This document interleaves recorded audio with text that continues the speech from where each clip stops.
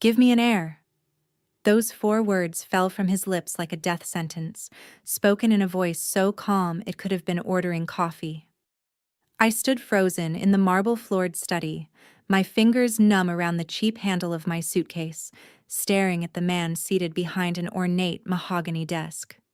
This was Konstantin Volkov, the man my father had sold me to. I'd expected a decrepit old man, someone I could manipulate, outlast, maybe even escape from once his ancient heart gave out. The file my father had shown me, poorly photocopied, years old, had depicted a silver-haired man in his 60s. I'd built my entire survival strategy around the assumption that time was on my side. I was wrong. The man rising from behind that desk moved like a predator. Tall, broad-shouldered, with silver hair swept back from a face that looked carved from stone. His age showed in the lines around his eyes, the weathered quality of his skin, but there was nothing weak about him. He wore a 3-piece suit that probably cost more than my father's house, and when he moved around the desk toward me, every armed guard in the room straightened. "You're younger than I expected," he said, studying me with eyes the color of winter ice. 20? Yes. My voice came out smaller than I'd intended. Good.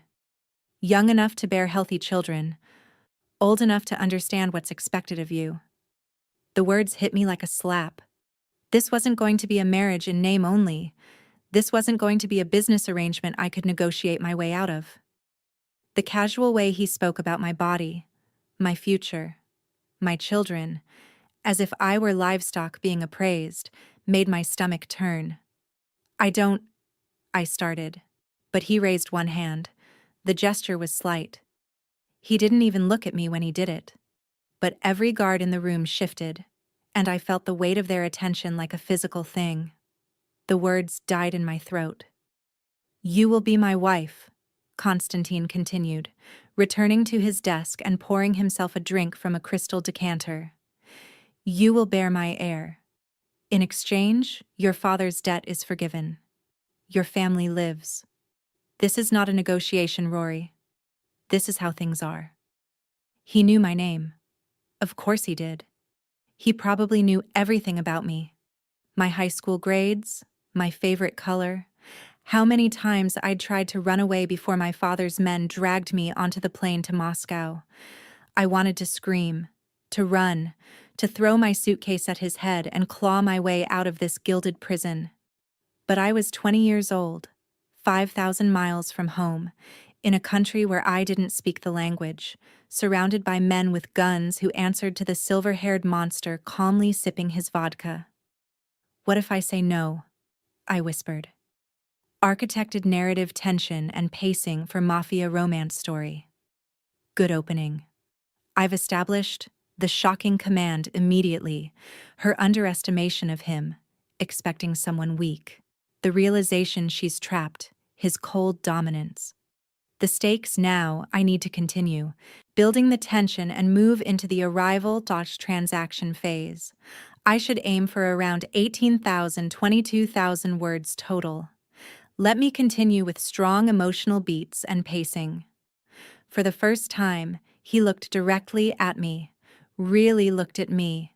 Those ice blue eyes traveled over my face with the same clinical assessment he might give a financial report. Then he smiled, a slight curve of his mouth that held no warmth whatsoever. "Then I kill your father," he said simply. "Then your mother. Then your sister. Then I find you, wherever you run, and I bring you back here anyway. The only difference is that you watch everyone you love die first. So I ask you, Rory Brennan, do you want to say no?" The floor seemed to tilt beneath my feet. My sister, Emily. She was 16. She'd cried when they'd taken me to the airport, begged our father not to do this. The image of her face swam before my eyes. "No," I breathed. "I don't want to say no." "Good." Konstantin set down his glass. "Yuri will show you to your room. We marry in 3 days. I suggest you use that time to adjust." He dismissed me with a wave of his hand, returning his attention to the papers on his desk as if I'd already ceased to exist. A guard, Yuri, apparently, gripped my arm and steered me toward the door. I looked back once. Konstantin hadn't moved, hadn't looked up, hadn't acknowledged my exit at all. He'd delivered his command and expected it to be obeyed. That was when the full weight of my situation crashed down on me. I was completely and utterly trapped. The room they gave me was bigger than my entire apartment back in Chicago. Floor-to-ceiling windows overlooked Moscow at night, the city sprawling beneath me like a galaxy of lights. The bed could have fit 4 people comfortably. There was a bathroom with heated marble floors, a walk-in closet already filled with clothes in my exact size, and a sitting area with a fireplace that crackled with real flames. It was a beautiful cage. I didn't cry. I wanted to, but the tears wouldn't come. Instead, I stood at those massive windows and stared out at the foreign city below, trying to process the impossible situation I'd found myself in. 3 days ago, I'd been a college sophomore studying art history. I'd had friends, a part-time job at a coffee shop, plans to study abroad in Florence. My biggest worry had been whether I'd get an A on my Renaissance art paper. Then my father had shown up at my dorm. I'd known something was wrong immediately. He looked terrible, unshaven, hollow-eyed, wearing the same clothes he'd had on the last time I'd seen him 2 months ago. He'd grabbed my arm and pulled me outside, speaking in rapid, desperate whispers. Gambling debts, the Russian mob, money he couldn't pay back. They'd given him a choice, his life or his daughter. I'd thought he was joking. My father was a drunk and a gambler, sure, but he wouldn't actually sell me. That was medieval. That was impossible. Then 3 men in suits had appeared, and I'd learned exactly how possible it was. Now I stood in a luxury prison in Moscow, promised in marriage to a man older than my father, expected to bear his children like some kind of medieval broodmare. And there was no escape, no cavalry coming to rescue me, no way out. A knock on the door made me jump. "Come in," I said, hating how shaky my voice sounded. An older woman entered, her iron-gray hair pulled back in a severe bun. She wore a simple black dress and carried herself with the kind of rigid posture that suggested military training. "I am Irina," she said in heavily accented English. "I am housekeeper. I help you prepare." "Prepare for what?" "For marriage. For life here. Mr. Volkov has expectations." The way she said it made my skin crawl. But there was something in her eyes, not quite sympathy, but a kind of weary understanding. She'd probably seen this before. Girls like me, brought here against their will, expected to fall in line. "What kind of expectations?" I asked, even though I wasn't sure I wanted to know. Irina moved to the closet, pulling out a simple black dress. "Tomorrow, you meet with doctor. Medical examination. Mr. Volkov must know you are capable of bearing children." Heat flooded my face. "Are you serious?" "Yes, this is not negotiable. After doctor, you meet with lawyer. You sign papers. Then, in 3 days, wedding. After wedding." She paused, her expression carefully neutral. "After wedding, you are wife. You understand?" I understood perfectly. After the wedding, Konstantin would expect me to fulfill my end of the bargain, to give him the heir he'd demanded. The thought made me feel sick. "What if I can't?" I asked quietly. "What if I can't have children?" Irina's expression softened, just slightly. "Then you pray, Devichka. You pray very hard." She left the dress on the bed and departed without another word, leaving me alone with my racing thoughts. I couldn't do this. I couldn't marry a man I'd just met. A man old enough to be my grandfather. A man who looked at me like I was a business transaction. I couldn't let him touch me, own me, use my body to create his legacy. But what choice did I have? I thought of Emily. Sweet, innocent Emily, who'd never done anything wrong in her life except have the misfortune of sharing my father's blood. If I ran, she'd pay the price. If I refused, she'd pay the price. My survival was the only thing keeping my family alive. For the first time since boarding the plane to Moscow, I let myself cry. The medical examination was humiliating. The doctor was professional but cold, treating me like a piece of machinery being inspected for defects. He poked, prodded, took blood samples, asked invasive questions about my menstrual cycle and sexual history. I sat on the examination table in a paper gown, shaking with equal parts cold and rage, and endured it all in silence. When it was over, the doctor spoke to Yuri in rapid Russian. I caught my name and what sounded like approval. Apparently, I'd passed the test. I was fertile, healthy, suitable for breeding. The thought made bile rise in my throat. The lawyer's office was in the same building, 3 floors up. He was an older man with kind eyes who spoke perfect English and seemed genuinely uncomfortable with the whole situation.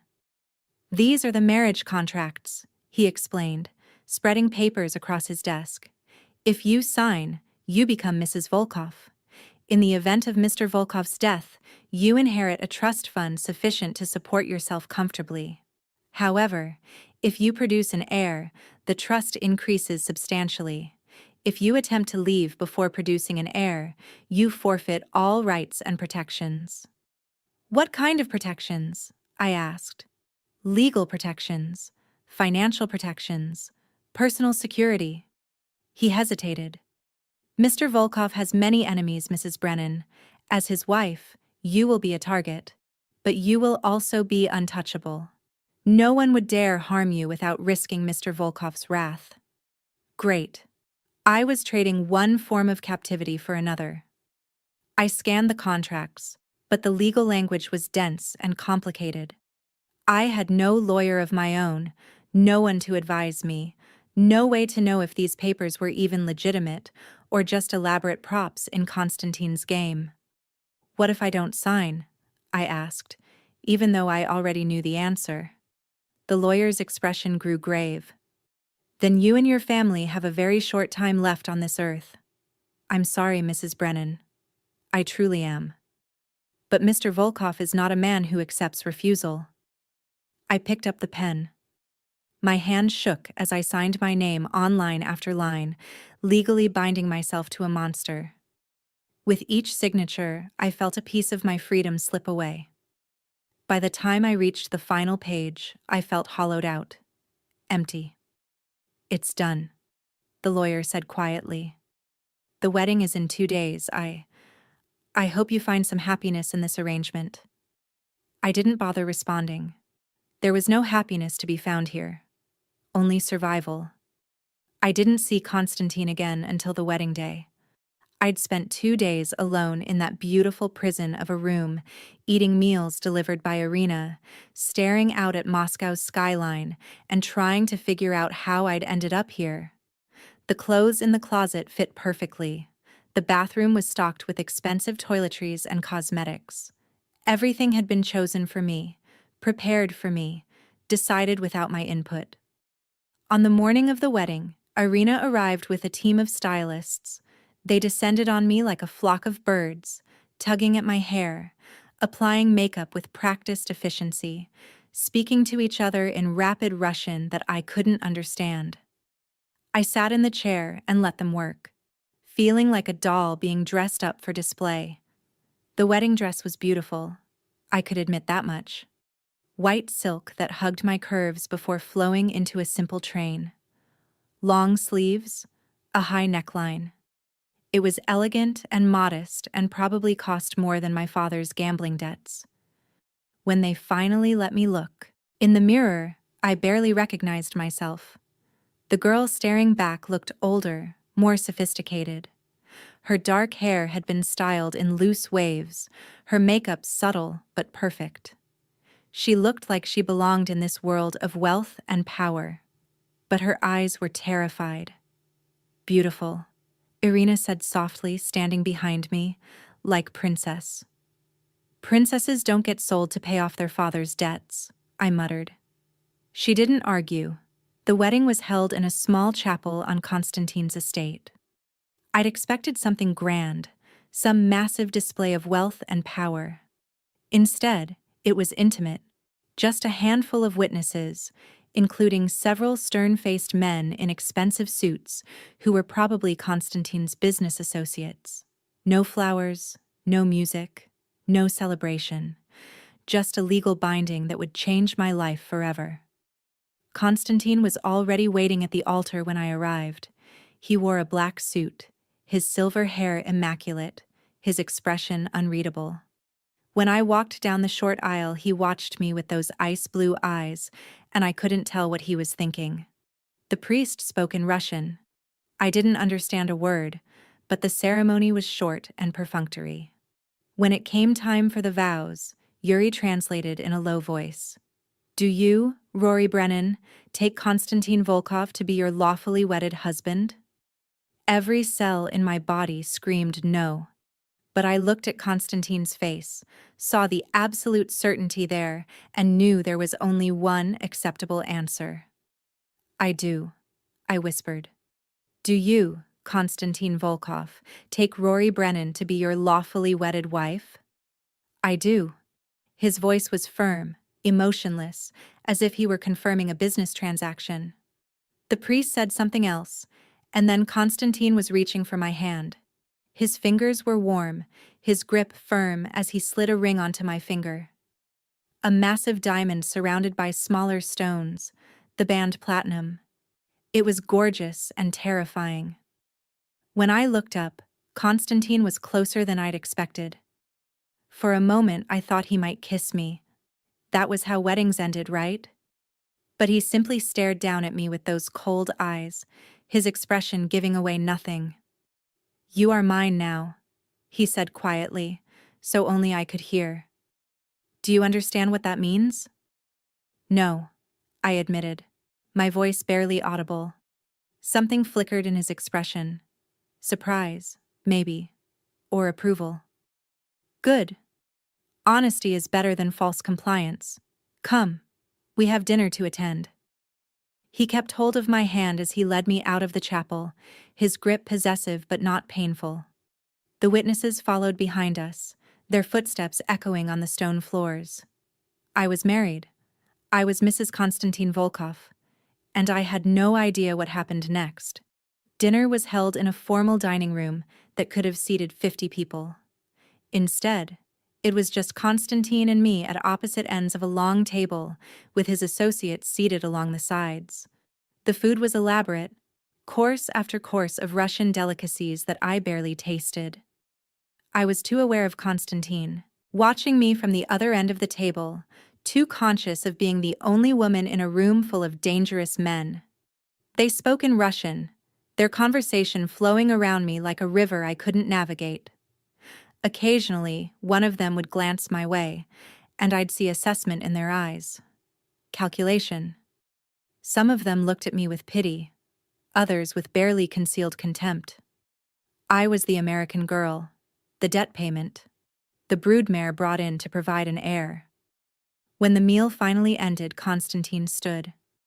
Gentlemen, he said in English, clearly for my benefit. Thank you for bearing witness. Please excuse us. My wife and I have matters to attend to. My heart hammered against my ribs. This was it. The moment I'd been dreading. He was going to take me to his bedroom and expect me to fulfill my wifely duties, and there was nothing I could do to stop him. But instead of leading me upstairs, Konstantin guided me to his study, the same room where we'd first met. He closed the door behind us, shutting out the guards and associates, leaving us alone. Sit, he said, gesturing to a chair. I sat, my hands twisted together in my lap, the wedding dress pooling around me like a white flag of surrender. Konstantin moved to the window, hands clasped behind his back, looking out at the Moscow night. For a long moment, he said nothing, and the silence stretched between us like a physical thing. You're afraid of me, he finally said. It wasn't a question. Yes, I admitted.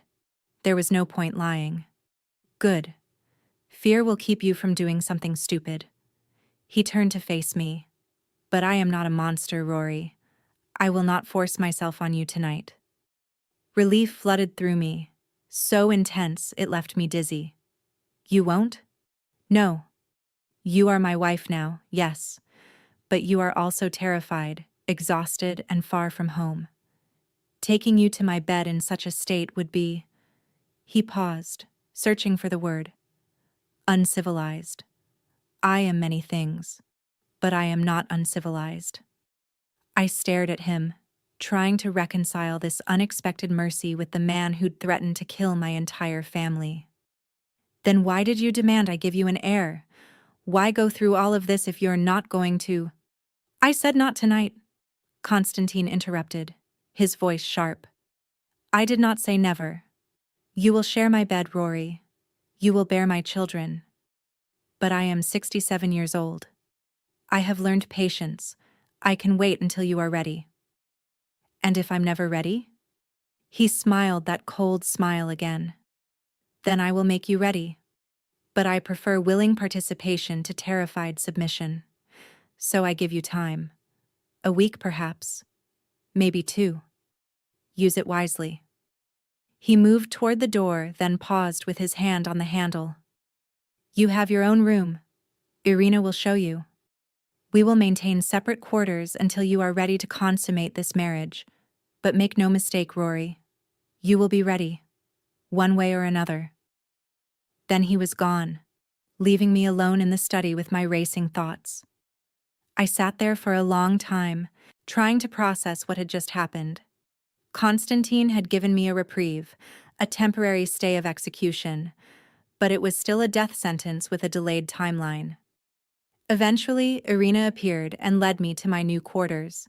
They were next to Konstantin's master suite, close enough that he could reach me easily, far enough that I could pretend to have some privacy.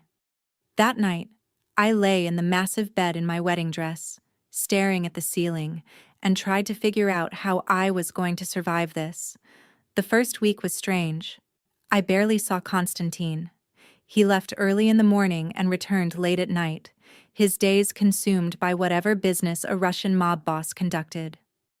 I was left alone in the mansion with Irina and the ever-present guards, floating through the days like a ghost. I explored the mansion, learning its layout. 3 floors, dozens of rooms, most of them unused. A library filled with books in multiple languages, a gym equipped with every machine imaginable, a pool in the basement, heated to bathwater temperature. The grounds were equally impressive. Manicured gardens, a greenhouse, even a small lake. It was all beautiful, all expensive, all mine to use, and all utterly meaningless when I couldn't leave. I tried the gates once, on day 3. Walked right up to them and attempted to push them open. 2 guards materialized immediately, blocking my path without saying a word. I'd stood there, staring at the iron bars, feeling the weight of my captivity settle over me like a blanket. This was my life now. Luxury and imprisonment in equal measure. On day 7, Konstantin summoned me to dinner. It was just the 2 of us this time, seated at a smaller table in a more intimate dining room. He'd shed his suit jacket, his shirt sleeves rolled up to reveal forearms marked with scars and tattoos. I tried not to stare at them, but I could see the edge of what looked like a serpent coiling up his right arm. You've been exploring, he said as the first course was served. Irina tells me you've visited every room in the house. I was bored, I said, then immediately worried I'd been too honest. But Konstantin merely nodded. Understandable. You are young. You are accustomed to freedom. This must be difficult. Difficult is one word for it, I muttered, pushing food around my plate. You could make it easier on yourself, he said calmly. Accept your situation. Embrace your role. Many women would be grateful for what you have. I looked up at him, anger flaring in my chest. Grateful? You bought me. You're keeping me prisoner. You expect me to have your babies like I'm some kind of... Careful. His voice didn't rise, but something in his tone made me swallow my words. I understand you are angry. You have every right to be. But you will speak to me with respect, Rory. I am your husband, and more importantly, I am the only thing standing between your family and a shallow grave. Remember that. The reminder was like ice water over my anger. He was right. No matter how much I hated this, no matter how trapped I felt, my compliance was the price of my family's safety. I'm sorry, I said stiffly. No, you're not. But you will be polite anyway, because you are intelligent enough to understand the stakes. He took a sip of his wine. I have a proposition for you. My stomach clenched. What kind of proposition? You are bored. You are restless. This is understandable. So I will give you something to do. Starting tomorrow, you will begin lessons. Lessons in what? Russian language, self-defense, history and culture of my world. You are my wife now. You must be able to navigate this life with competence. Ignorance will make you vulnerable, and I cannot have a vulnerable wife. I stared at him. You're going to teach me to fight? No. I will have experts teach you to fight. I will ensure you learn to speak Russian fluently. I will give you the tools to survive in this world. What you choose to do with those tools is up to you. It was the first glimpse of agency I'd had since arriving in Moscow. The first suggestion that I might have some control over my own life, even in these circumstances. Why? I asked. Why give me these skills? Konstantin leaned back in his chair, studying me with those pale eyes. Because a fearful, ignorant wife is useless to me. Because I need a partner, not a pet. And because... He paused, something unreadable crossing his face. Because you remind me of someone. Someone who would have wanted better for you than to be a cowering prisoner in a golden cage. Who? That is not a story for tonight. He stood, signaling the end of dinner. Your first lesson begins at 9 tomorrow morning. I suggest you sleep well. He left me there, my mind spinning with questions. But for the first time since my arrival, I felt something other than fear and despair. I felt curious. My Russian tutor was a severe woman named Svetlana, who had no patience for mistakes and less sympathy for my situation. Again, she barked when I mispronounced a word. The tongue must be at the roof of mouth. Like this. Zdravstvuyte. Stra. Oh, forget it. I muttered, slumping in my chair. No forgetting. You learn or you fail. Mr. Volkov does not accept failure. I gritted my teeth and tried again. And again. And again. Until my tongue felt twisted and my head ached with new vocabulary. Svetlana was merciless, drilling me for 3 hours straight before finally releasing me. My self-defense instructor was the opposite, patient, encouraging, and surprisingly kind. His name was Alexei, and he was built like a tank. Mrs. Volkov, he greeted me with a slight bow. I am honored to teach you. You don't have to call me that, I said, uncomfortable with the title. But you are Mrs. Volkov, wife of most powerful man in Moscow. This means something, yes? It means I was sold to pay off a debt, I said bitterly. Alexei's expression grew serious. Perhaps. But now you are here. Now you learn to protect yourself. This is good thing. Come. We start with basics. He taught me how to stand, how to protect my center of gravity, how to break a grip if someone grabbed my wrist. It was exhausting and frustrating, and I wasn't naturally athletic, but there was something empowering about learning these skills. For the first time in weeks, I felt like I was doing something. Learning, growing, taking some tiny measure of control over my situation. The lessons became my routine. 3 hours of Russian with Svetlana each morning.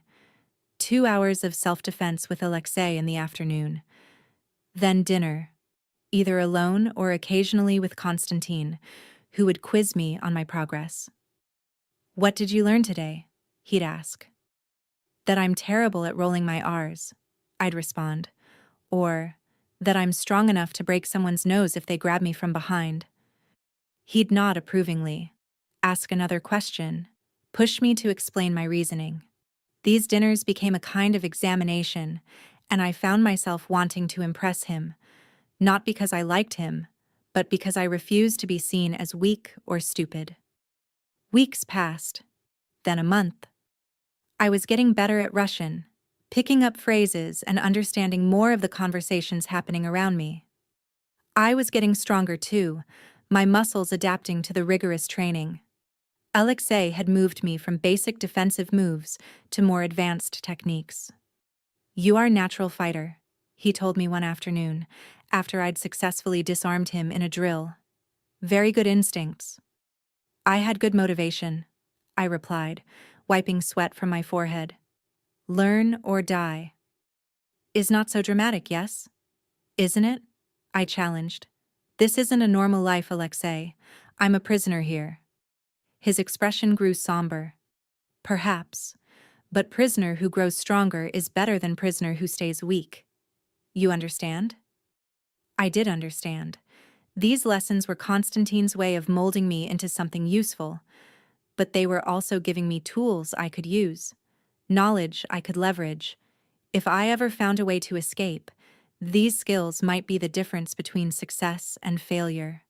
Not that escape seemed possible. The guards were always present. The gates were always locked.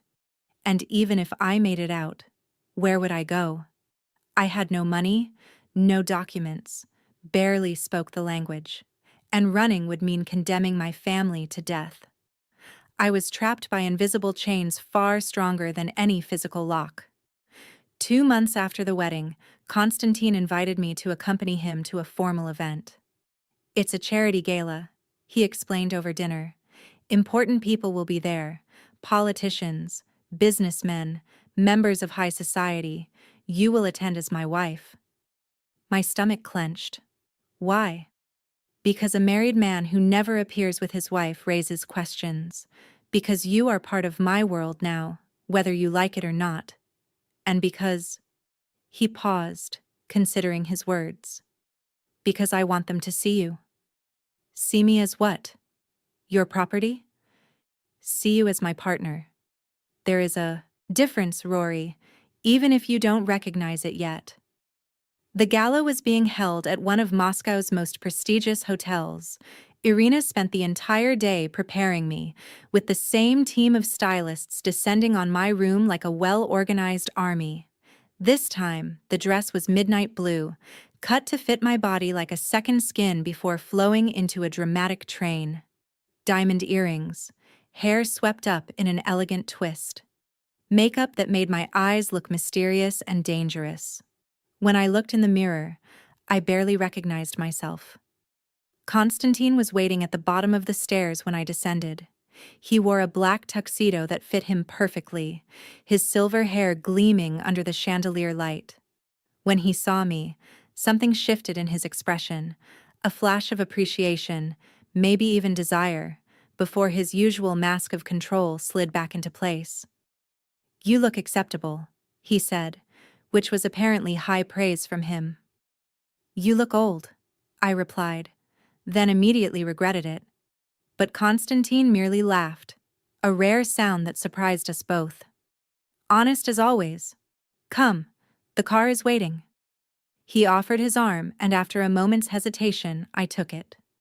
His body was warm and solid beneath the expensive fabric of his suit, and I tried not to think about the fact that this was the closest we'd been since the wedding. The drive to the hotel was silent. Konstantin reviewed documents while I stared out the window at Moscow's nighttime beauty, trying to calm my racing heart. I'd been isolated for 2 months. This would be my first time in public, my first interaction with people outside Konstantin's immediate circle. Maybe someone would help me. Maybe I could find an ally, someone who could... "Don't even think about it," Konstantin said quietly, not looking up from his papers. Think about what? Asking for help. Making a scene. Trying to escape. Now he did look at me, and his eyes were hard. Everyone at this event knows who I am. Many of them fear me. Some owe me favors. None of them will risk my anger to save you. If you embarrass me tonight, you will regret it. Am I clear? Crystal, I said through gritted teeth. Good. He returned to his documents. Stay close to me. Speak only when spoken to. Smile. Be charming. Let them see that you are content as my wife. But I'm not content. Then you should have pursued a career in acting, because tonight, you will give the performance of your life. The hotel was magnificent, all marble columns and glittering chandeliers, with a grand staircase leading up to the ballroom where the gala was being held. Paparazzi lined the red carpet, cameras flashing as wealthy attendees made their entrance. When our car pulled up, the photographers went into a frenzy. Konstantin exited first, then turned to help me out.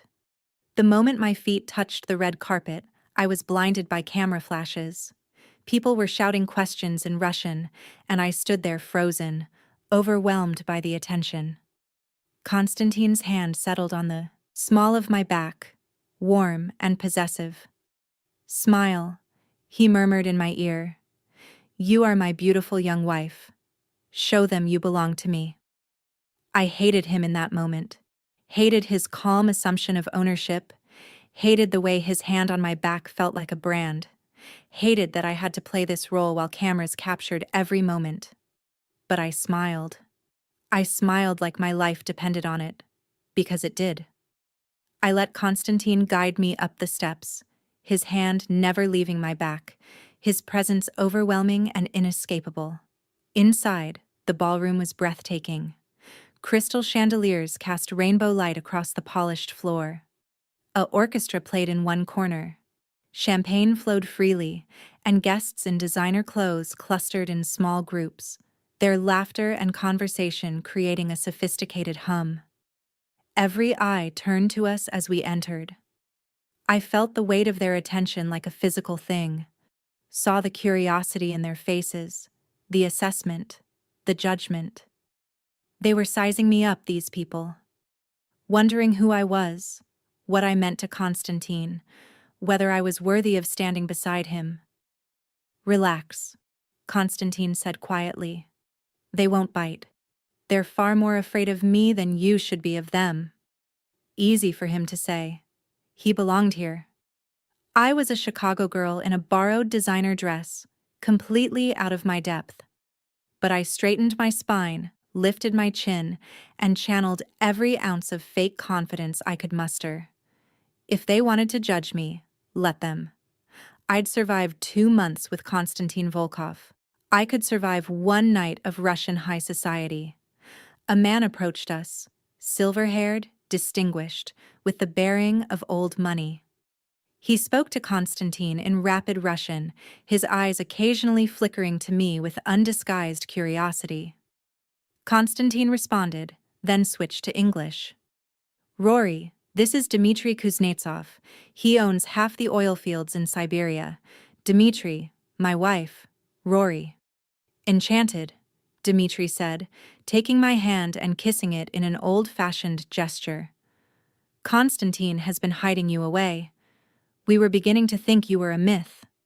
Not a myth, I said, finding my voice. Just adjusting to my new life. And how are you finding Moscow? Cold? Beautiful? Overwhelming? All true statements that revealed nothing. Dmitry laughed. An honest woman. Careful, Konstantin. This one might be dangerous. I'm counting on it, Konstantin replied, and there was something in his voice that made my breath catch. More people approached. More introductions. More careful conversations where I had to weigh every word. Konstantin never left my side, his presence both protective and possessive. I noticed how people deferred to him, how conversations would pause when he spoke, how even the most powerful men in the room treated him with cautious respect. This was his world, and I was expected to navigate it without drowning. We were making our way toward the bar when a woman intercepted us. She was stunning. Tall, blonde, impeccably dressed in a red gown that looked painted on. She addressed Konstantin in Russian, her voice sharp, almost accusatory. I caught my name in the rapid flow of words, and the tone was distinctly hostile. Konstantin's expression darkened. He responded in Russian, his voice cold enough to freeze fire. The woman turned to me, switching to accented English. "So you are the American girl, the child he bought to give him babies." The cruelty in her voice was unmistakable. This wasn't curiosity. It was an attack. "I'm his wife," I said, keeping my voice steady despite my racing heart. "His wife?" She laughed, the sound cutting. "You are his broodmare, his last desperate attempt to create a legacy before death claims him. How does it feel, knowing you are nothing more than a womb for hire?" Around us, conversations had stopped.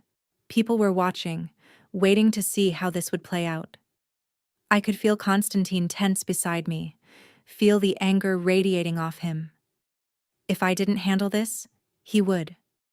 And from the cold fury in his expression, that handling would be brutal. But I didn't need him to fight my battles. 2 months of fear and frustration boiled over. 2 months of being treated like property, like a thing to be used and controlled. This woman had given voice to my own darkest thoughts, and I refused to let her see how much they hurt. I stepped forward, closing the distance between us. "You're right," I said clearly, making sure my voice carried. "He bought me. I'm young enough to be his granddaughter. And yes, he expects me to give him an heir. But here's the thing you don't understand. I'm here, wearing his ring, standing beside him at events like this." "Where are you standing?" "Oh, right. Alone. Bitter. Watching the man you clearly want choose someone else. So tell me, who's really desperate here?" The woman's face turned scarlet. She opened her mouth to respond, but I wasn't finished. "You want to judge me? Fine. But I survived losing everything to be here. I learned a new language. I'm learning to defend myself.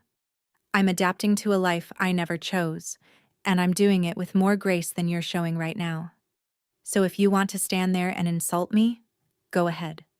But know that I'm not some weak little girl you can intimidate. I've been through worse than you could imagine." Silence fell over the ballroom.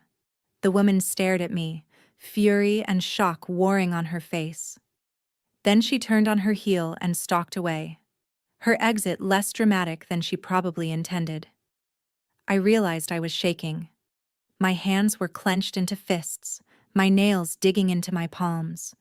Around us, conversation slowly resumed, though I could feel eyes on me, assessing this new development. Konstantin's hand touched my elbow, firm but not harsh. "Come," he said quietly. "We need air." He guided me through the crowd, out onto a balcony overlooking Moscow's glittering skyline. The cold air hit my overheated skin like a slap, but I welcomed it. I braced my hands on the railing, trying to slow my racing heart. "That was incredibly stupid," Konstantin said from behind me. "I know. That woman is Katya Volkov, my late brother's widow. She has powerful connections and a very long memory. I don't care. You should care. She will make you an enemy now." I turned to face him. "She was already my enemy, Konstantin. Everyone in there is either my enemy or someone who doesn't care enough to be anything. I'm alone in this. So forgive me for finally standing up for myself." He studied me for a long moment, his expression unreadable. Then, to my surprise, he smiled. Not his usual cold smile, but something warmer, almost proud. "You were magnificent," he said quietly. "Fierce, unafraid. Exactly what I hoped you would become." "What? Did you think those lessons were only about language and self-defense?" "I was teaching you to survive in my world, Rory. To develop the strength and confidence you would need. Tonight, you showed me that the lessons have taken root. He stepped closer, and I caught the scent of his cologne, expensive, masculine, overwhelming. You defended yourself. You defended your position as my wife. You showed everyone in that room that you are not to be underestimated. Do you understand what you've done? Made a powerful enemy? Made a statement. Established yourself as someone worthy of respect. My enemies will think twice before attacking you now. They've seen that you can bite back. I should have been happy with his approval. Instead, I felt manipulated. Is that what this was? A test? You brought me here knowing Katya would attack me, just to see if I'd fight back? Yes, he admitted without shame. And you passed. Brilliantly. Anger flared in my chest. I'm not your project, Konstantin. I'm not some experiment for you to shape and mold. I'm a person. I know exactly what you are. He reached out, his fingers trailing along my jaw in a gesture so unexpected it froze me in place. You are strong. You are intelligent. You are far more than I expected when I agreed to this arrangement, and you are wasted on fear and resentment. His touch was gentle, almost reverent. It was the first time he'd touched me with anything resembling tenderness, and the contrast with his usual cold control was jarring. What do you want from me? I whispered. Everything, he said simply. I want your strength, your fire, your loyalty. I want you to stand beside me as my equal, not my possession. But I cannot force that. You must choose it. And if I don't? Then we will exist in this strange limbo forever. Married but separate. Connected but distant. Is that what you want, Rory? I didn't know what I wanted. 2 months ago, I'd wanted to escape, to run as far from this man as possible. But something had changed.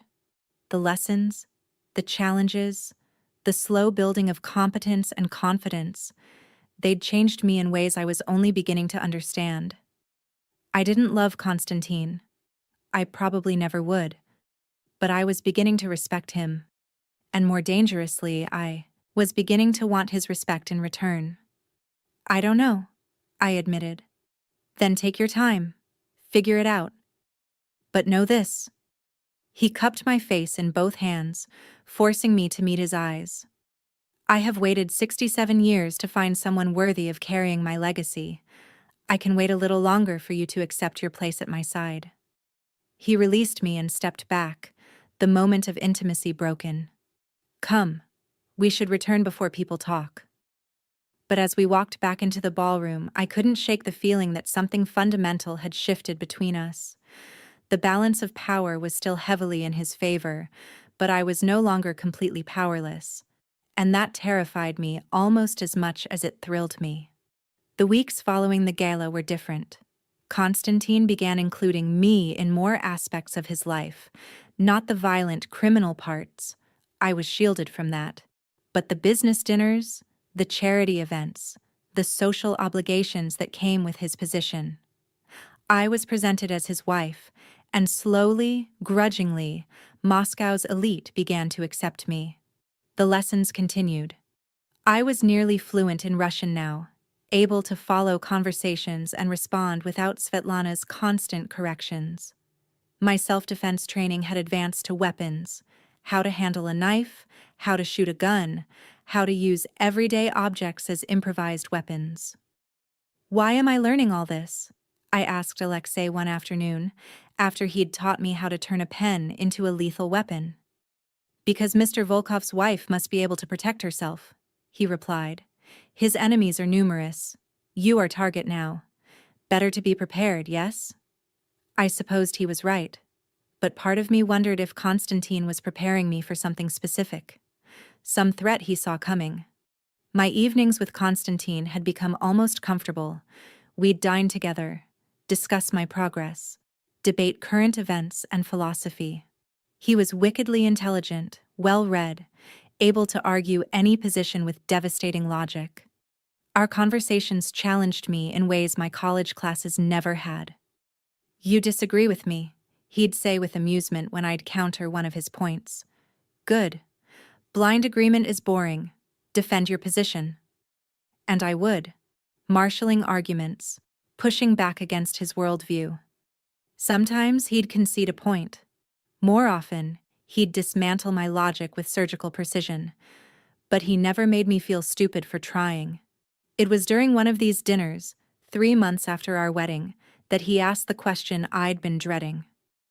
"Do you still fear me, Rory?" I considered lying, but he'd see through it.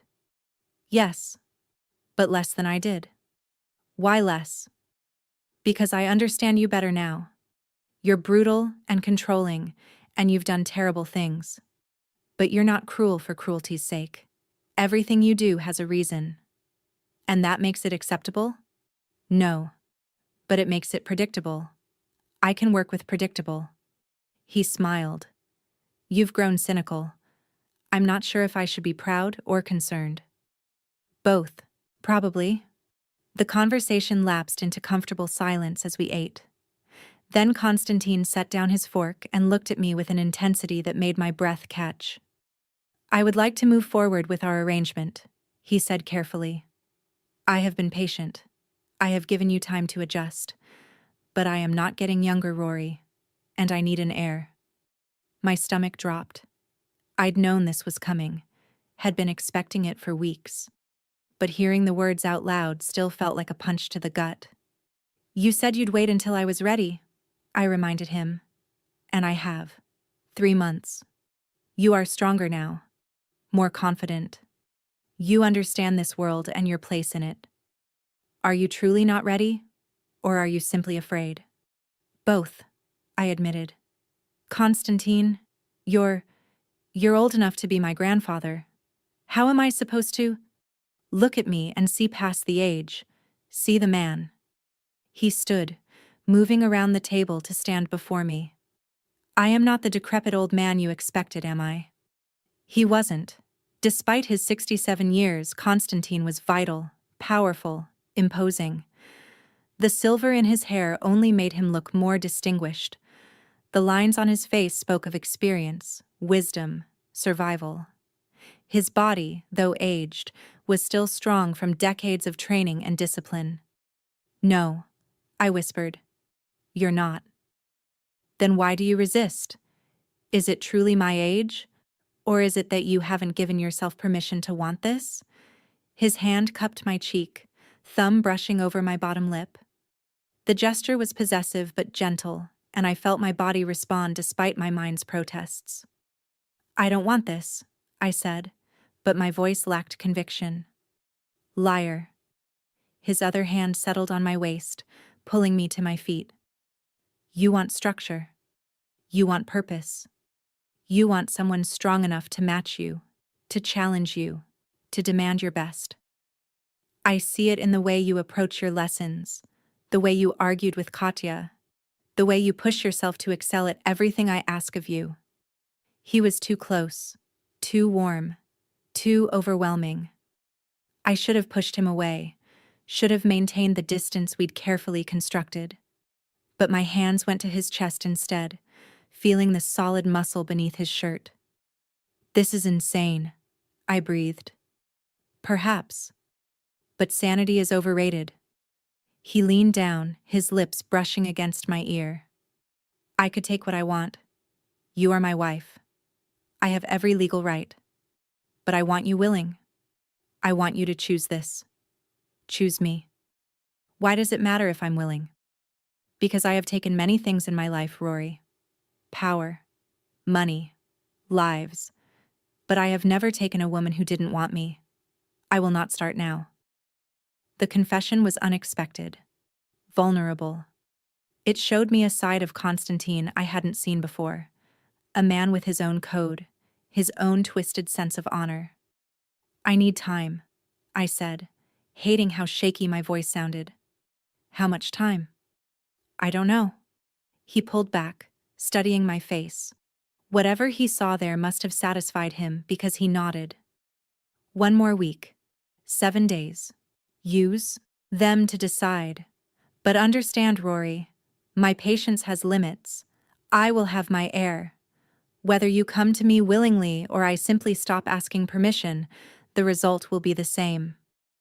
It was a threat wrapped in courtesy, a reminder that for all the freedom he'd given me, for all the respect he'd shown, I was still his property in the eyes of the law. "That's not a choice," I said bitterly. "That's an ultimatum." "Yes," he agreed, "because I am a pragmatist, not a romantic. 1 week, Rory. Make your decision."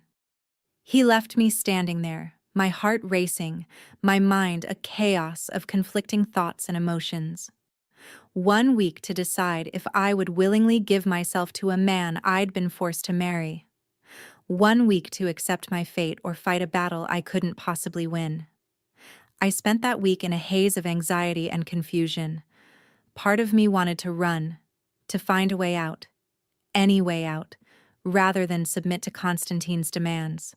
But the rational part of my brain knew running was impossible.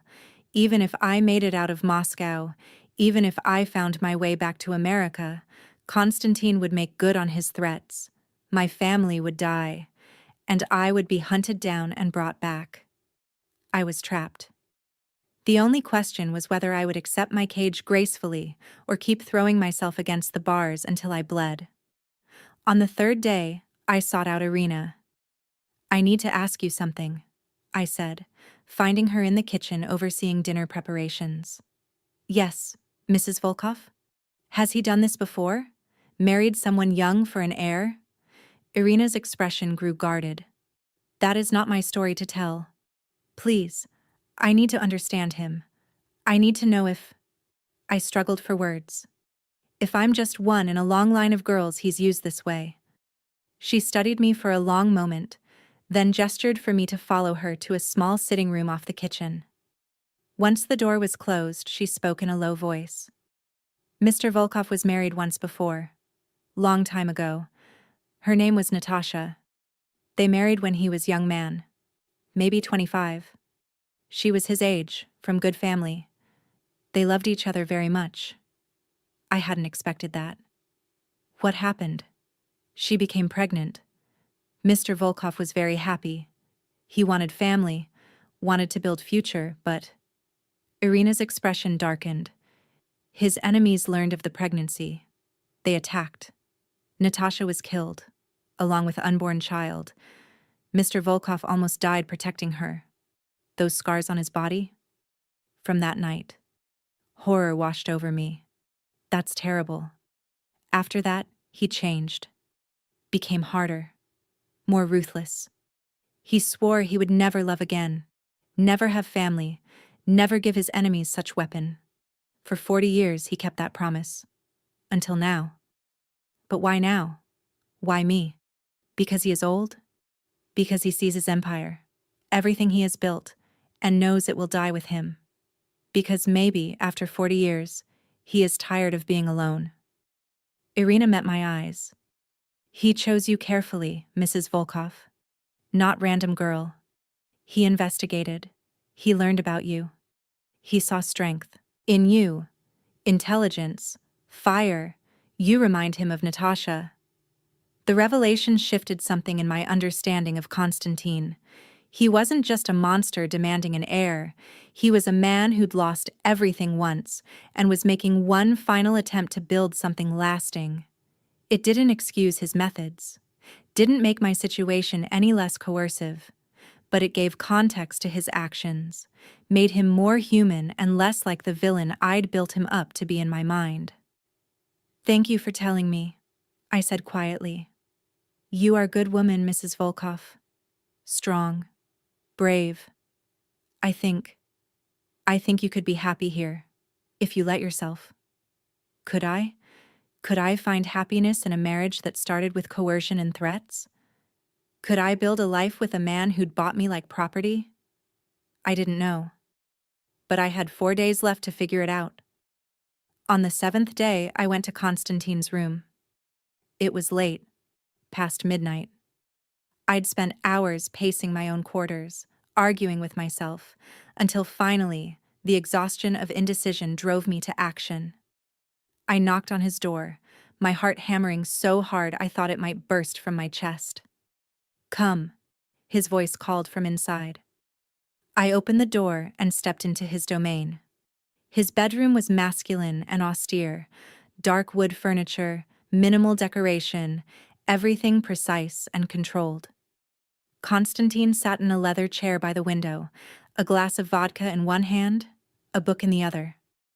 He wore black silk pajama bottoms and nothing else, and for the first time, I saw the full extent of the scars Irina had mentioned.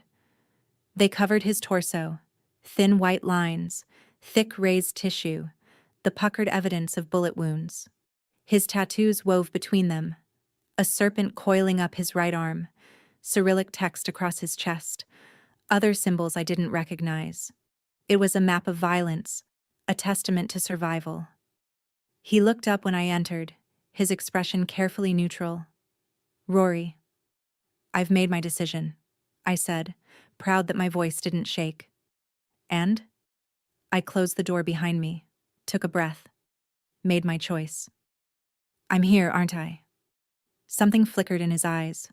Relief, maybe, or hunger. He set down his book and his glass, his attention now fully on me. "Are you sure?" he asked, and I heard the weight of the question. He was giving me one final out, one last chance to walk away. "No," I admitted. "I'm terrified. I'm angry. I still think this whole situation is insane, but—" I moved closer, forcing myself to maintain eye contact. "But I'm tired of fighting a battle I can't win. I'm tired of being afraid. And maybe there's a way forward that doesn't involve me hating every moment of my life." "That's not exactly a ringing endorsement," he said dryly. "It's the truth. I thought that's what you wanted from me. Honesty?" "I do." He stood, and I had to tilt my head back to maintain eye contact. Up close, his presence was overwhelming. "But I need to know you understand what you're consenting to. I will not be gentle, Rory. I will not pretend this is a love match. What I offer you is partnership, protection, and purpose. In exchange, I expect loyalty, heirs, and your full commitment to this life. Is that acceptable?"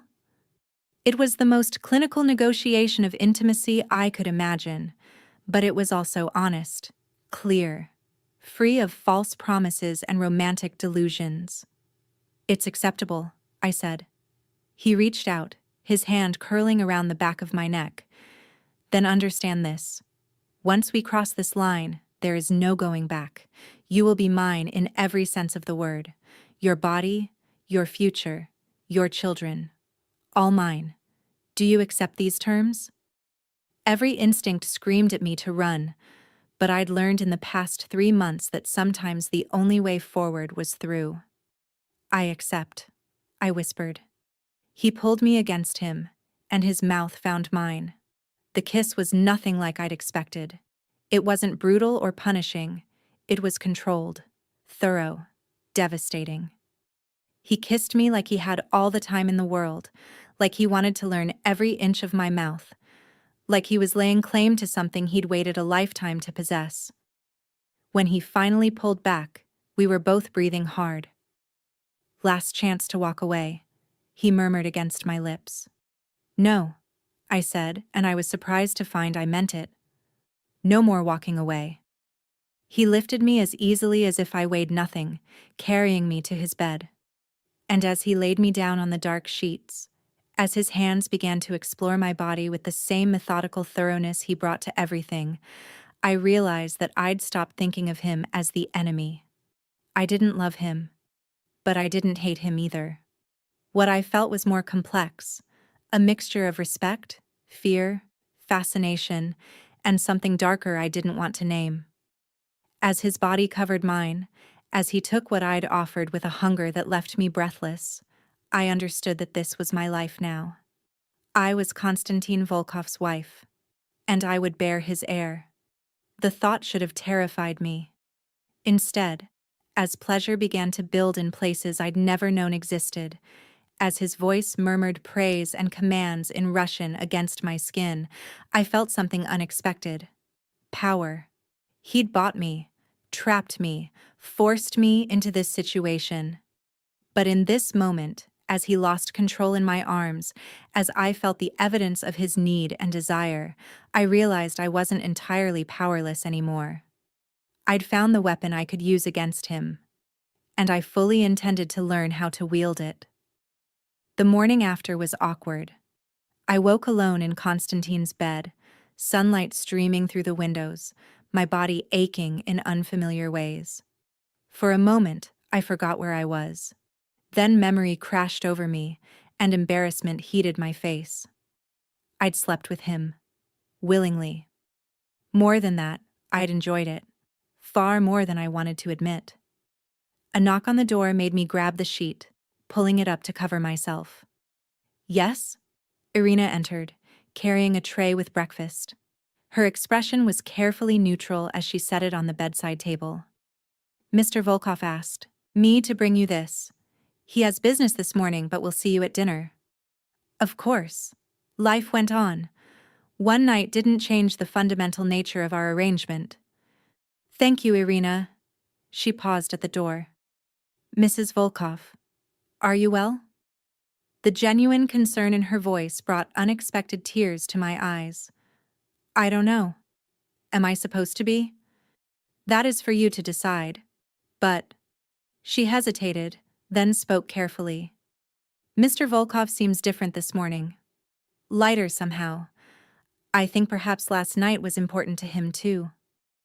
After she left, I ate breakfast slowly, trying to process my feelings. I'd crossed a line I could never uncross. I'd given Konstantin what he wanted. And in doing so, I'd bound myself to him in a way that went beyond legal contracts and threats. The question was, what came next? The answer came 3 weeks later. I was in the library, reading a Russian novel and feeling rather proud of myself for understanding most of it, when a wave of nausea hit me so suddenly I barely made it to the bathroom in time. I'd been feeling off for days, tired, slightly dizzy, more emotional than usual. I'd attributed it to stress. But as I knelt on the cold marble floor, retching into the toilet, a terrible suspicion formed. Irina found me there 20 minutes later. Mrs. Volkov, are you ill? I don't know. I think I might need to see a doctor. She helped me back to my room, her expression knowing.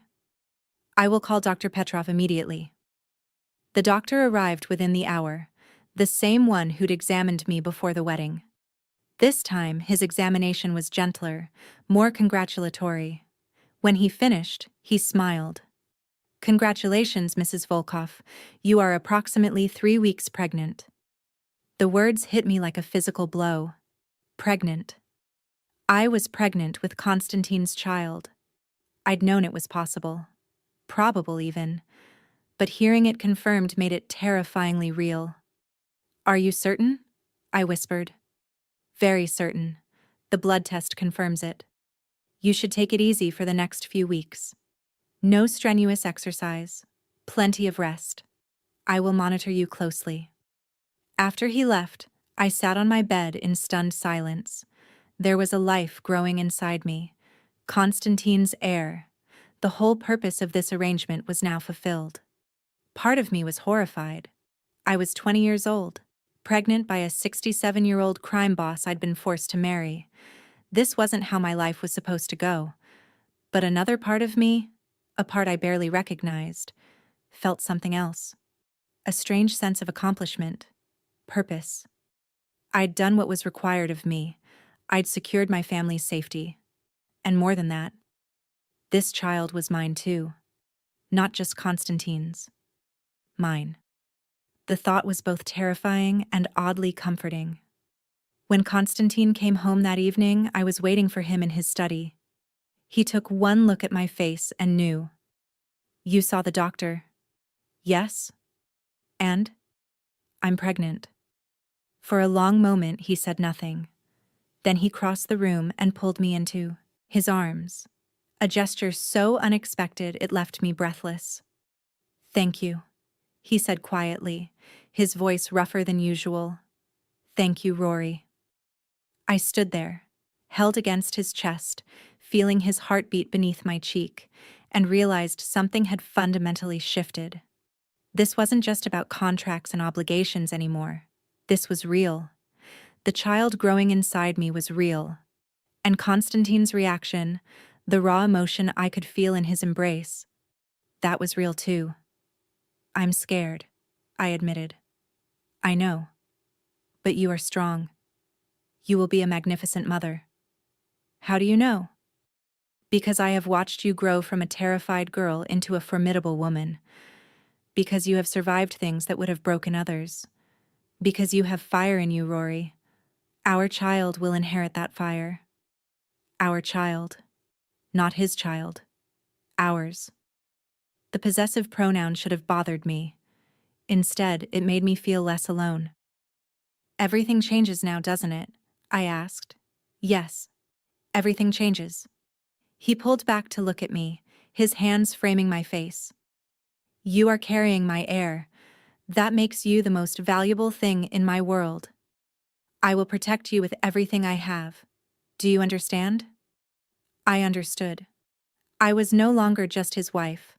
I was the vessel carrying his legacy, his second chance at the family he'd lost 40 years ago.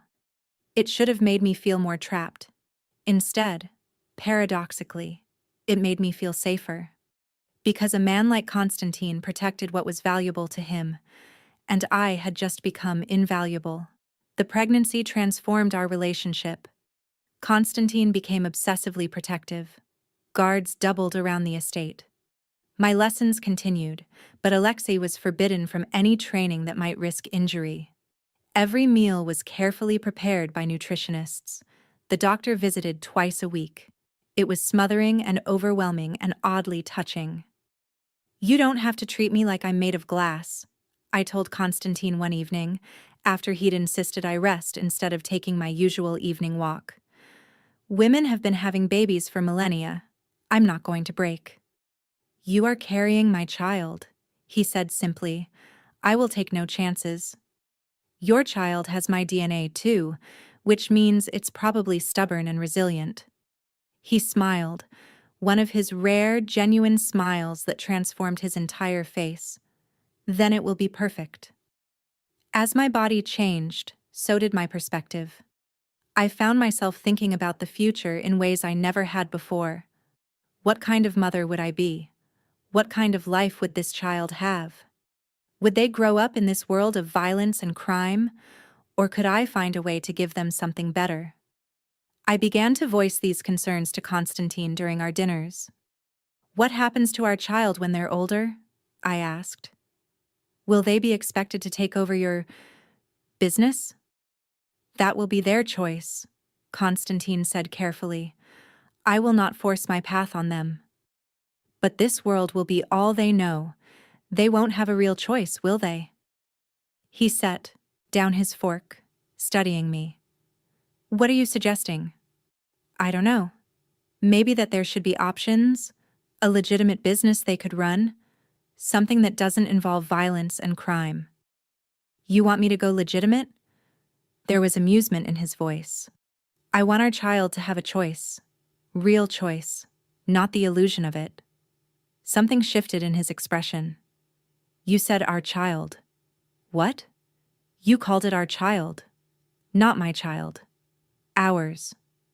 I realized he was right. Somewhere along the way, I'd stopped thinking of the baby as just his. It was ours. A shared responsibility. A shared future. "Does that bother you?" I asked. "No." He reached across the table, taking my hand. "It pleases me greatly. It means you are thinking of us as a family, as partners." "We're not partners, Konstantin. You bought me. I acquired you through a transaction, yes.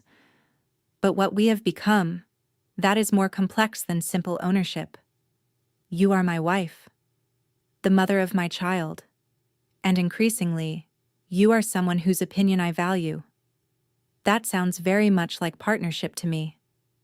I wanted to argue, but looking at our joined hands, feeling the warmth of his touch, I couldn't deny that something had changed between us. I still didn't love him, but I'd stopped actively hating him. And in this strange, twisted situation, maybe that was close enough. When I was 5 months pregnant, everything changed. I was in the garden, enjoying one of the first warm days of spring when the shooting started. The sound of gunfire was unmistakable, sharp cracks that sent birds scattering from the trees. I froze, my hand instinctively going to my swollen belly as shouting erupted from inside the mansion. Alexei appeared at my side in seconds, his gun drawn. "Inside, now!" He half-dragged me toward the house, but we didn't make it. 3 men in black masks emerged from the tree line, weapons raised. Everything happened in slow motion. Alexei pushed me behind him, fired twice. One attacker went down. The others returned fire. Alexei stumbled, blood blooming on his shoulder, but he didn't fall. Instead, he grabbed my arm and hauled me toward the house with desperate strength. We made it to the door. Guards swarmed out, engaging the attackers. Alexei thrust me into Irina's arms. "Safe room. Go." Irina pulled me through the mansion's corridors. I could hear fighting, more gunfire, shouting, the crash of breaking glass. My heart hammered against my ribs, and the baby kicked frantically, as if sensing the danger. The safe room was hidden behind a false wall in the library. Irina shoved me inside, followed me in, and sealed the door behind us. The room was small, windowless, equipped with supplies and monitors showing various camera feeds throughout the estate. On the screens, I watched the battle unfold. Konstantin's men fighting off the attackers, bodies falling, blood on the pristine marble floors, and Konstantin himself, moving through the chaos with deadly precision. He wasn't hiding in safety. He was out there, fighting alongside his guards, his gun barking commands of death. "Who are they?" I gasped, watching the screens with horrified fascination. "Rivals, enemies. Does it matter?" Irina's face was pale but composed.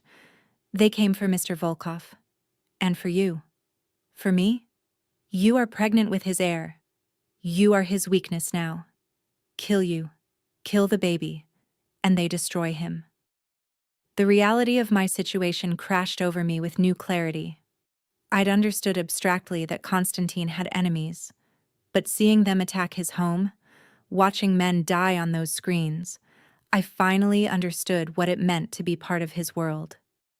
My child would grow up in this, would always be a target, would never be truly safe. The fighting lasted 20 minutes. Then silence fell, broken only by the groans of the wounded. On the screens, I watched Konstantin walk through his house, checking each fallen attacker. When he found one still alive, he knelt beside him and spoke. I couldn't hear the conversation, but I saw the fear in the wounded man's eyes. Then Konstantin stood and shot him in the head. I turned away, bile rising in my throat. Irina's hand squeezed my shoulder. "He protects what is his," she said quietly. "This is who he is." When Konstantin finally came for us, his clothes were splattered with blood.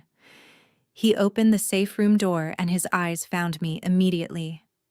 "Rory, are you hurt?" "No. The baby.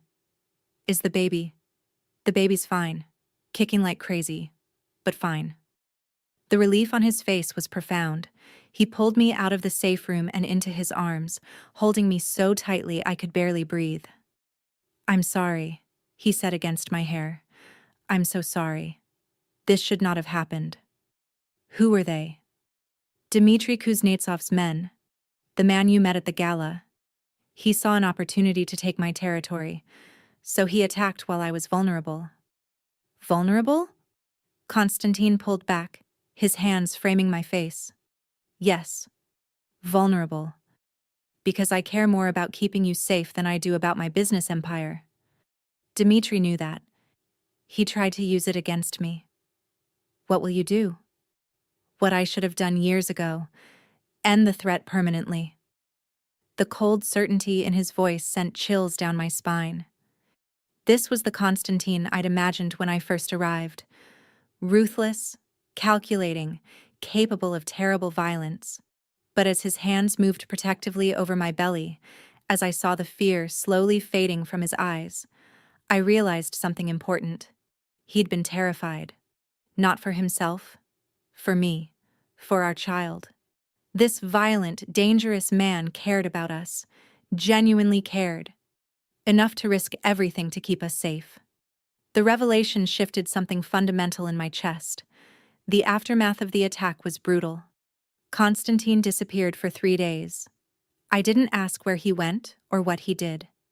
But when he returned, Irina quietly informed me that Dmitry Kuznetsov and his entire organization had been removed from the equation. The mansion was repaired. New guards were hired. Security was tripled. And Konstantin changed. He'd always been controlled, but now he was different. Softer with me, more present. He began coming home earlier, spending evenings talking about the baby's future. He showed me properties he was considering purchasing, a villa in Italy, a chateau in France, places far from Moscow, far from the violence. I want options, he explained. When the baby comes, I want you to be able to choose where you feel safest, where you want to raise our child. You're giving me choices? I asked, surprised.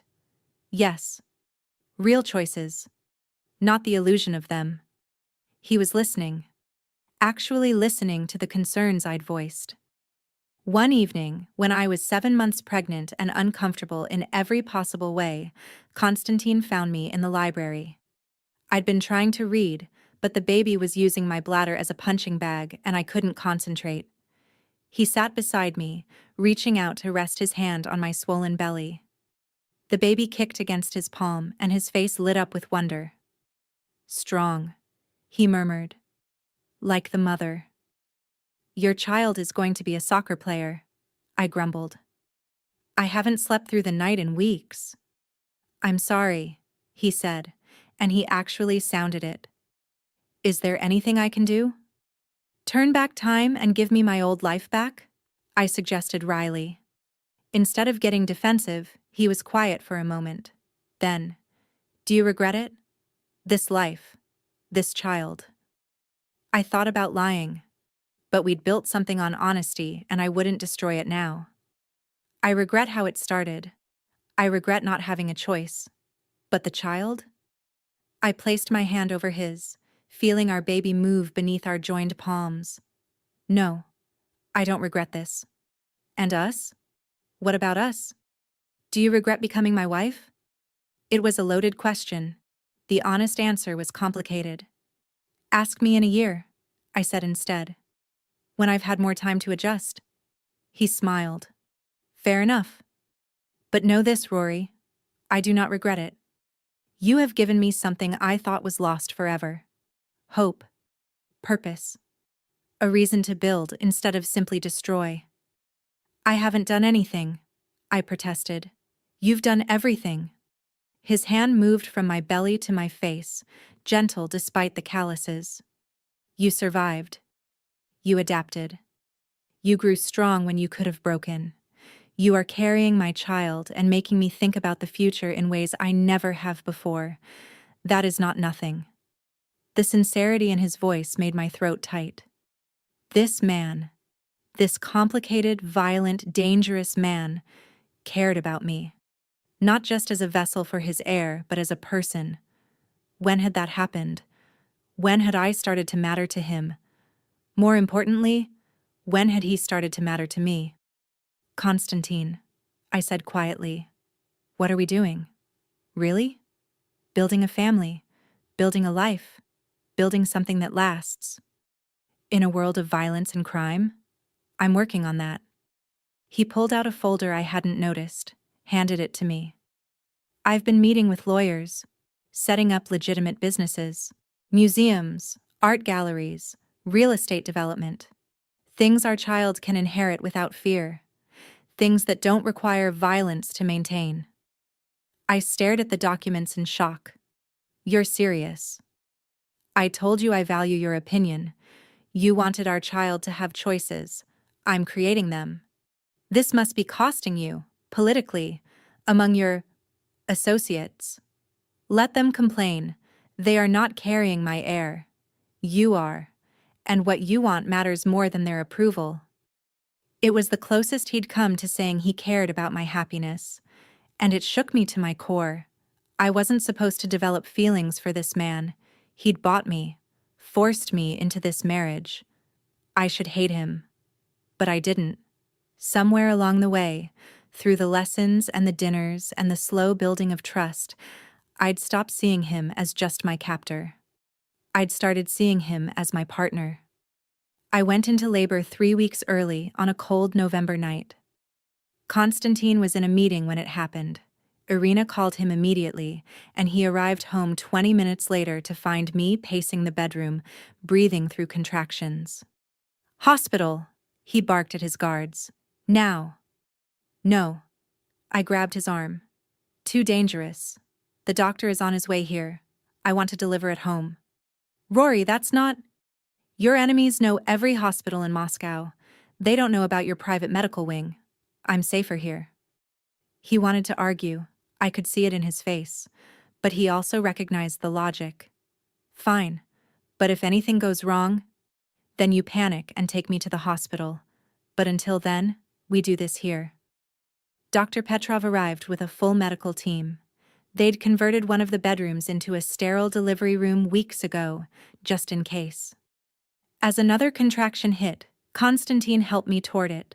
Labor was brutal. 14 hours of agony that left me sweating and swearing and questioning every choice that had led to this moment. Konstantin stayed with me the entire time. He held my hand, endured my screams and insults, let me squeeze his fingers until I thought they'd break.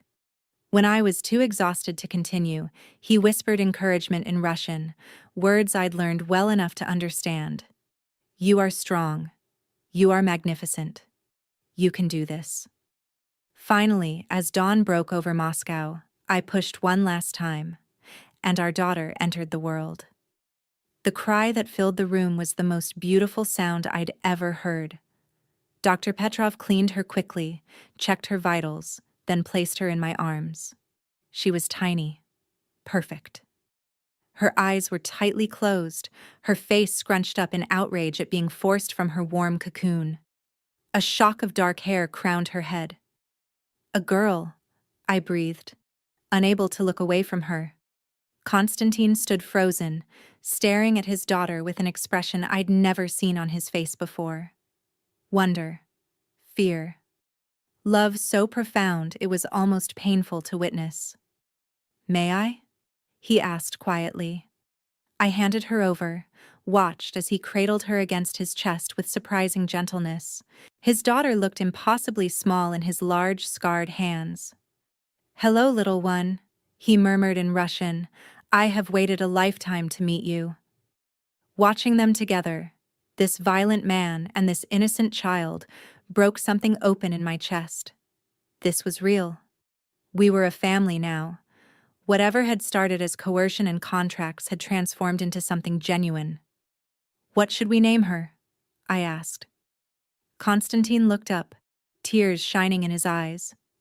"Natasha, after my first wife, if you approve." I should have been jealous, should have resented being compared to a dead woman. But I understood what he was offering. He was honoring the past while building a future, connecting the family he'd lost with the family we'd created. "Natasha is perfect," I agreed.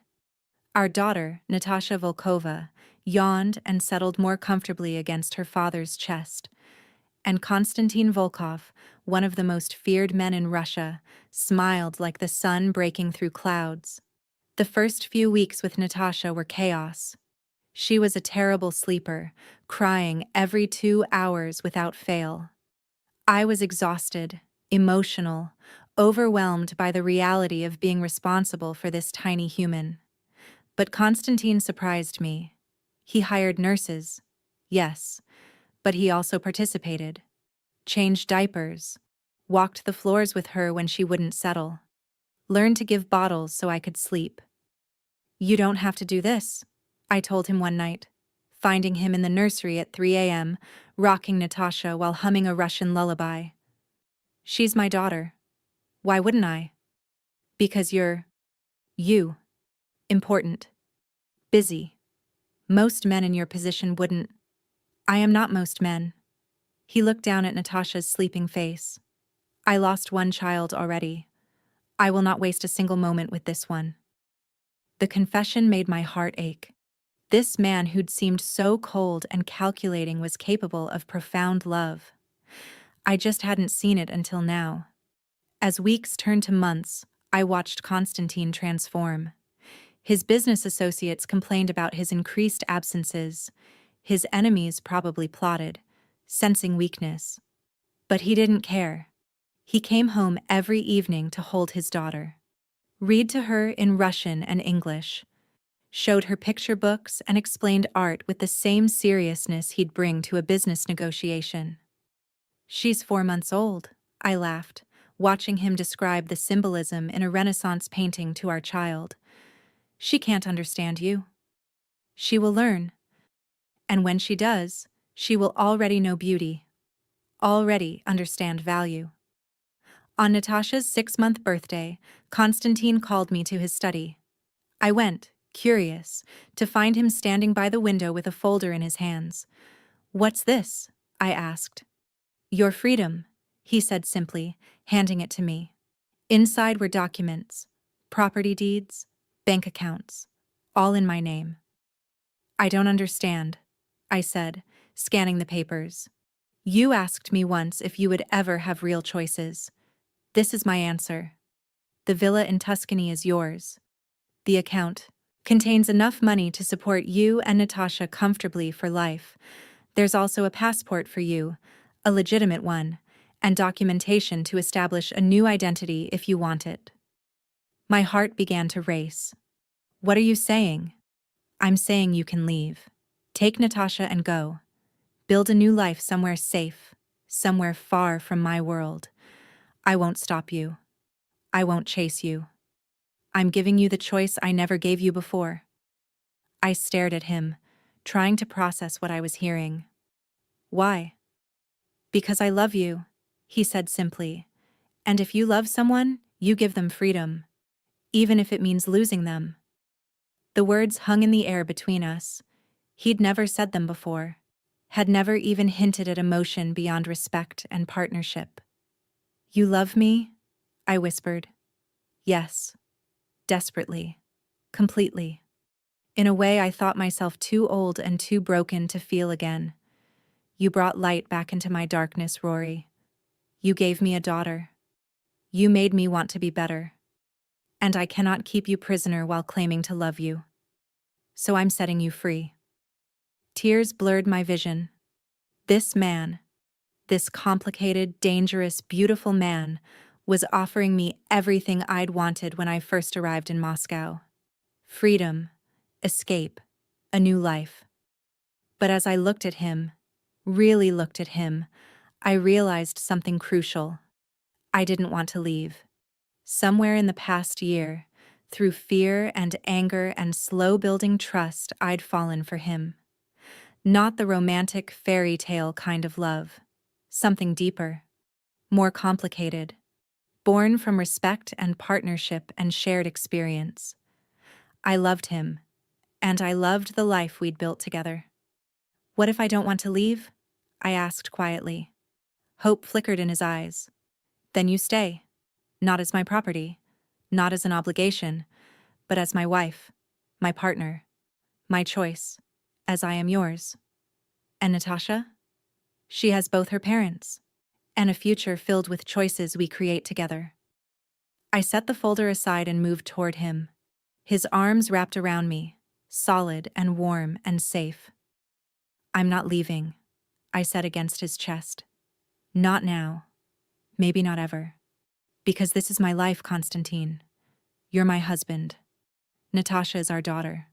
And I choose this. I choose us."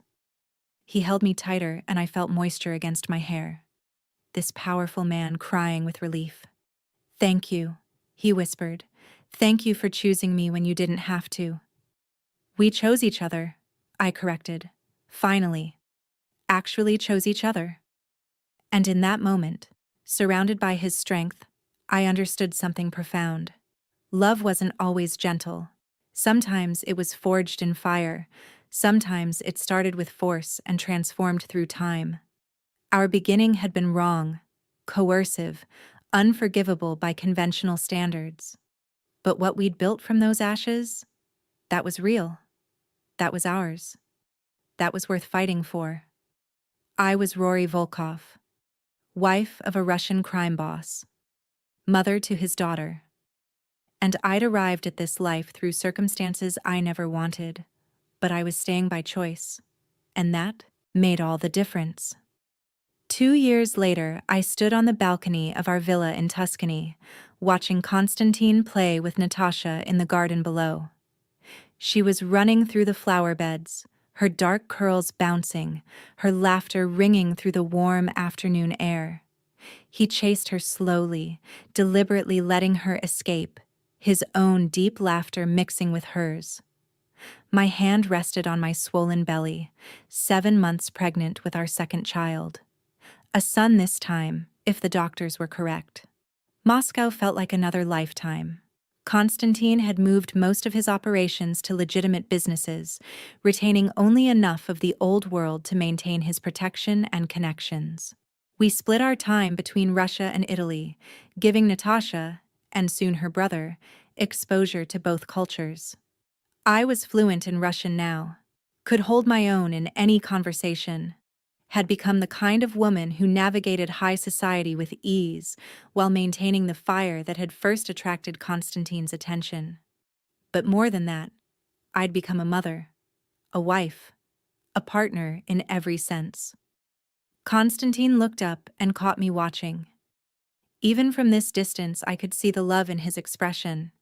He said something to Natasha, who waved enthusiastically at me. "Mama, come play." I waved back, smiling. "Soon, my love." Konstantin left Natasha with her nanny and came to join me on the balcony. His hand found mine, our fingers intertwining with practiced ease.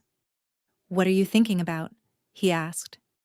"That command you gave me, that first day." I looked at him. "Give me an heir." I remember. It was poorly phrased. Arrogant. "It changed my life forever," I said. "I hated you for it." "I know. Do you still?" "No." I turned in his arms, looking up at this man who'd bought me, claimed me, and somehow loved me into choosing him back. "I don't hate you at all. In fact," I paused, letting myself feel the weight of the words. "I love you. Completely. Impossibly. Against all logic and reason." His eyes softened. "And I love you. My fierce Rory. My partner. My choice." "Our daughter is calling us," I said, hearing Natasha's impatient voice from below. "Let her wait one more moment." He kissed me, slow and deep, with all the passion of a man who'd thought he'd lost the chance at happiness and found it anyway. When we finally pulled apart, I rested my head against his chest, listening to his heartbeat. I'd started this journey as a captive, a girl sold to pay off debts, expected to provide an heir and ask nothing in return. But I'd become so much more. A woman of strength and fire, a mother raising her children in 2 worlds, a wife to a man who'd learned that love meant freedom. Konstantin had claimed me with a command, but I'd chosen him with my heart. And in the end, that choice was the only one that mattered. We walked down to the garden together, hand in hand, to join our daughter in the sunshine. Our family, our choice, our future. The man who'd demanded an heir had received so much more. And the girl who'd thought herself trapped had discovered a freedom she never imagined. Not the freedom to leave, but the freedom to love, to choose, to build something beautiful from the broken pieces of our beginning. He'd claimed me, but I'd chosen him. And that made all the difference.